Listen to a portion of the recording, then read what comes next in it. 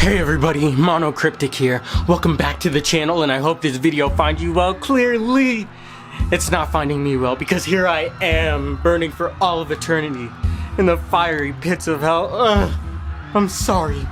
I know I'm not supposed to like Steven Universe. I know.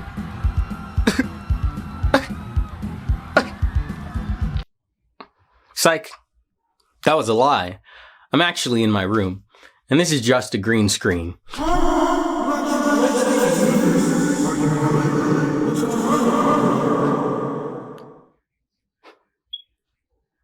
Oh, hi. To preface, I began watching Steven Universe as it aired on Cartoon Network in 2014. Ironically, the reason why I waited a year to start it was because I thought it looked like the dumbest cartoon ever, and I really didn't like Steven's flip-flops. I'm not sure what my deal was back then, but I wasn't a fan of feet and despised open-toed footwear. Put those dogs away! Anyway, once I finally got around to giving it a shot, I fell in love with Steven Universe for two main reasons. First, I had never been as captivated by a story as I was by this one. It held both me and my brother by the jugular, by the testicular. The time we spent watching new episodes together are cherished memories, and I'll always have love for Steven Universe because of that. Second, as you all know, Steven Universe had a heavy focus on emotional and mental well-being, which is why I became such an avid fan. Simply being exposed to art that served to address and acknowledge many of the problems I was struggling with at the time was monumental. My life was fucked, as was Steven, so I felt if he could figure it out, so could I. Sometime after season 3 began airing, I decided to look into Rebecca Sugar's background, as well as the story behind Steven Universe, and I'd be lying if I said she wasn't an inspiration of mine. I'm not a member of the LGBT community, but seeing one of their own work so hard to ensure they were presented with a show that respected and represented them alongside their experiences was refreshing to say the least. Sugar and the rest of the Crewniverse told a story they resonated with, and regardless of how it ultimately turned out, I can get down with that. Truthfully, Steven Universe was what pushed me to put a pencil to paper in order to write and develop my own stories. Steven Universe encouraged me to tread the path I'm on today, which leads straight to hell because I actually like it. Oh, it's just not fair. Oh, the humanity. If there was a single regret I had about my time with Steven Universe, it wouldn't be my watching this show, but allowing for others to impact my opinion of it. I've already uploaded 2 Steven Universe videos to this channel, and while my future one is very critical, the takeaway from both is despite the series' flaws, I still believe it to be quite the remarkable narrative. At this point, it's common knowledge Steven Universe suffered from many problems because there was literally an entire subgenre of YouTube videos dedicated to discussing such. Steven Universe criticism peaked with 2 videos in particular: Steven Universe, a bad show made by awful people for a terrible fan base, and Steven Universe is bad and here's why. To preface, while I viewed both of these videos in full prior to now, the focus of this one will be on the former because I refuse to rewatch a grown woman's 2-hour hissy fit over a children's cartoon. Sorry, not today, Dwimbus. Steven Universe, a bad show made by awful people for a terrible fan base. Man, is that title a mouthful. I initially watched after it was uploaded in 2017, and after viewing it again, I have to admit, I'm embarrassed this is what turned me away from Steven Universe. This video is bad.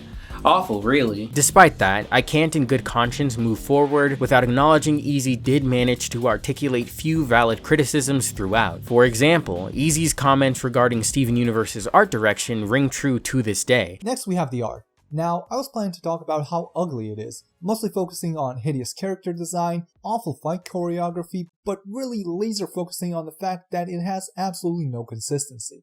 My plan was to take one of the show's most popular moments, the spaceship fight between Jasper and Garnet, assuming it would have a little more effort put into it, then focus specifically on Garnet's face to show it only ever maintains a sort of basic rudimentary resemblance to itself at any given moment, and that despite drawing this character about 6 million times, the people who make the show still haven't figured out how to draw her face the same way from different angles, or even from the same angle several seconds apart. But it turns out I don't actually have to do that because, as I was looking for information, I found this elucidating little video.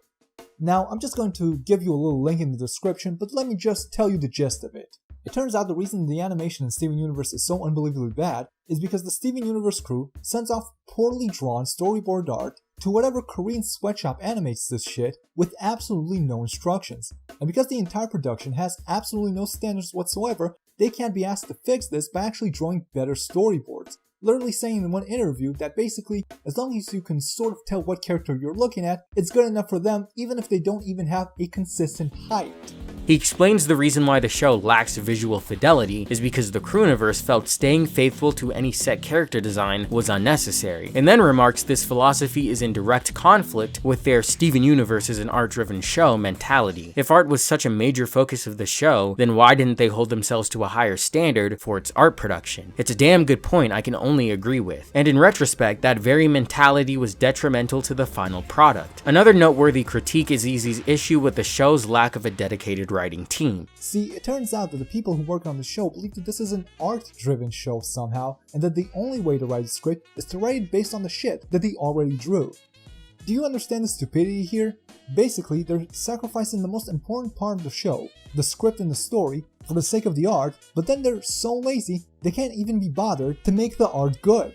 Then why do this in the first place? To clarify, Steven Universe would be considered high-concept fiction, fiction that can be summarized into a succinct premise for the sake of being easily pitched to a set of producers or to an audience. High-concept fiction is driven primarily by plot writing, with a lesser focus on character-driven writing. This may be confusing to many, as Steven Universe focuses almost entirely on character-driven writing, with plot-driven writing acting as a garnish. The practices implemented during the production of Steven Universe are in line with those used by Sugar while she was working on Adventure Time. In contrast, Adventure Time would be considered low-concept fiction, as it'd be difficult to condense the narrative into any single succinct premise, and it is primarily driven by character writing. Now it should be clear why Steven Universe failed where Adventure Time succeeded. These aren't the same types of narrative, therefore different production practices should have been implemented. As Easy states in his own video, Steven Universe suffers from issues regarding plot progression, logic, and general clarity that would have been non-existent if it were driven by dedicated scripts written by a proper writing team. I won't lie, mans was spitting facts here. I can recall many instances of Steven Universe's plot pivoting in the wrong direction, which resulted in logical discrepancies that muddied the overall narrative. Irrespective of this, the rest of his talking points fail to articulate much of anything, nor support his prior arguments against Steven Universe in the least. Here's what I mean. The foundation of Easy's video was built upon his claim that the Steven Universe community is filled with vicious and immoral people due to the inexcusable, deplorable behavior of a select few during the show's initial run. Easy refers to blatant instances of excessive harassment as proof, but fails to recognize the correlation between people being abhorrent on the internet and liking Steven Universe does not equal causation. Yes, it may be true some members of the Steven Universe community are vicious and immoral, yet that doesn't mean this is due to Steven Universe, nor that the show attracts such persons. Horrible people are just horrible people, and if they're comfortable being so nasty to others online, driving their victims to leave social platforms altogether or to attempt suicide outright, then they've probably been that way for a while. These people being fans of Steven Universe is most likely a simple coincidence, and it's irresponsible and disingenuous to present the situation as anything but. To reiterate, it's not likely a cartoon is what encourages individuals to engage with their peers in such a negative manner. So, next time, try holding people accountable for the bad choices they make of their own accord instead of vindicating them from said responsibility for the sake of their actions serving as fuel for the slander you wish to propagate about a cartoon show you just don't like. Whoa, Mono, I understand not liking this video,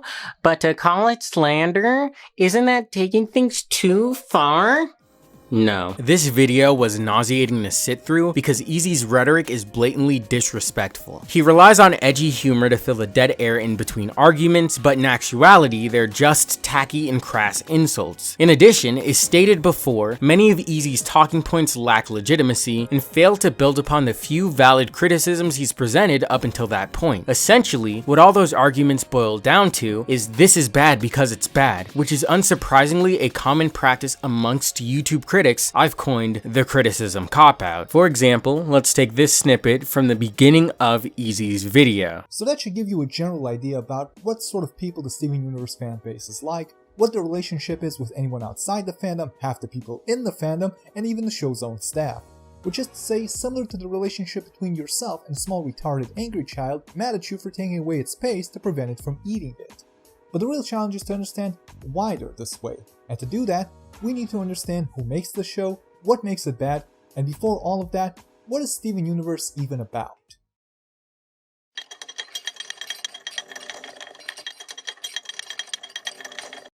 Steven Universe is a show about some fat kid with magical powers whose mom was an alien who died giving birth to him, so now he's being raised by his mom's free lesbian ex-girlfriends who take him on missions with them to fight other aliens who are bad for some reason that is never fully explained, and the entire show is garbage. The end. Okay, let's back up a bit. There's no need for me to explain to you the plot of Steven Universe for 3 reasons. First of all, there isn't one. Second of all, if you're watching this video, you probably already know it and are either here to listen to more reasons why it sucks, or to watch 3 minutes of it and then send me death threats, for which you can use my brand new Tumblr blog, StevenUniverseFansShouldDie.tumblr.com. I know you fuckers have a Tumblr. And third, because what little plot there is, we're going to get to in a moment, so just hold your horses. Easy states, in order to understand why the Steven Universe community is so intolerable, you first need to know the show's plot, the premise of which he then proceeds to poorly summarize, to which he then states he doesn't have to summarize the plot because it's non-existent, to which he insults fans of Steven Universe again, to which he concludes by stating he'll actually summarize the plot momentarily, so keep on watching. I'd be willing to excuse Easy's sloppy argumentation if this were the only instance of it throughout his video, but it's not, and I take it as evidence of his inability to effectively communicate valid criticisms, and frankly, just in general. Further examples of Easy's criticism cop-outs are at 5:30 to 8:08 and 12:05 to 13:50, when he uses the opinions of others in his own perceptions as fuel for personal attacks towards Steven Universe's voice talent, as well as nitpicking its plot respectively. In regard to the latter, many of Easy's nitpicks hold no relevance to Steven Universe's continuity or were addressed to an extent during the show. Generally, I hate nitpick segments and YouTube critiques because they always reek of, "Look at all these flaws I found, aren't I smart?"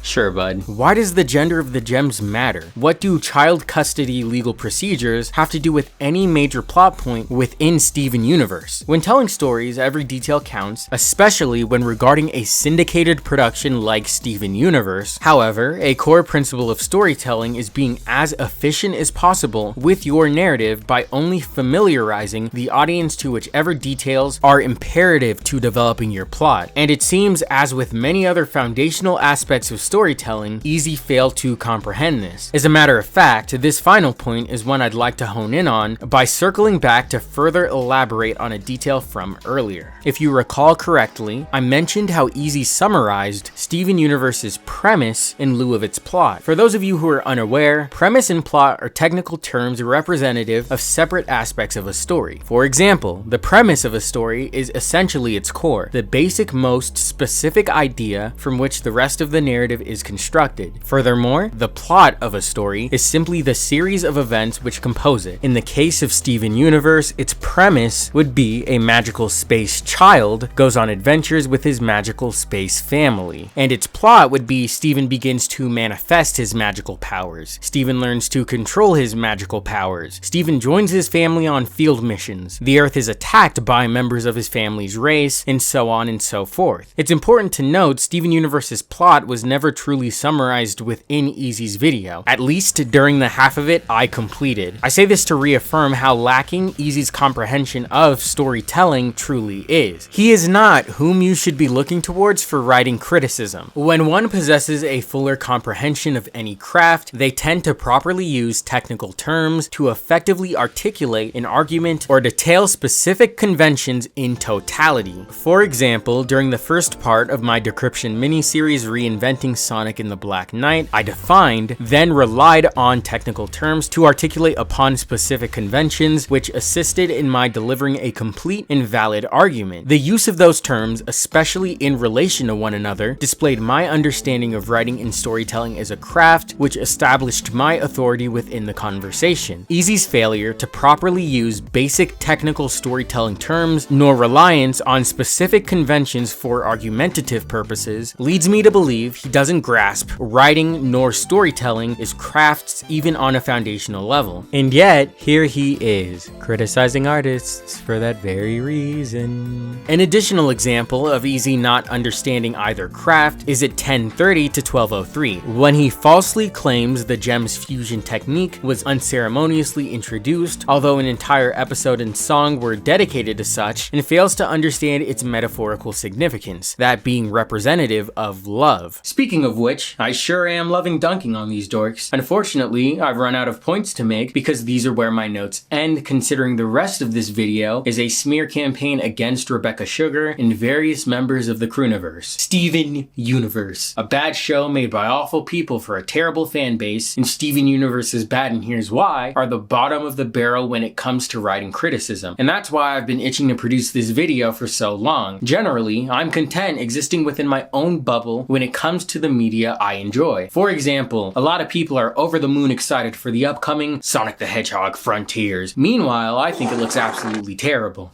Really bad. Another more relevant example of this is my admiration for Steven Universe. If you've been on the internet, then you know it's probably one of the most consistently ridiculed cartoons around. Again, the show isn't perfect, so I do understand why people have a distaste for it, but I also feel a lot of those feelings result from the negative stigma generated largely in part by these videos. I couldn't even begin to recall how many times arguments originating from these critics have been regurgitated at me whenever the conversation shifts to Steven Universe. If you've watched the show yourself and decided you didn't like it, then I have no problem with that, but the bandwagoning is absolutely pathetic. The show excuses Nazism and promotes forgiving anyone regardless of what they've done. No, it doesn't. The ending of Steven Universe was literally rushed, and its last seasons was when the show became the most mismanaged, kinda like Adventure Time, Regular Show, and many other cartoons airing at the time. Yet, for some reason, Steven Universe's ending is still criticized more to this day.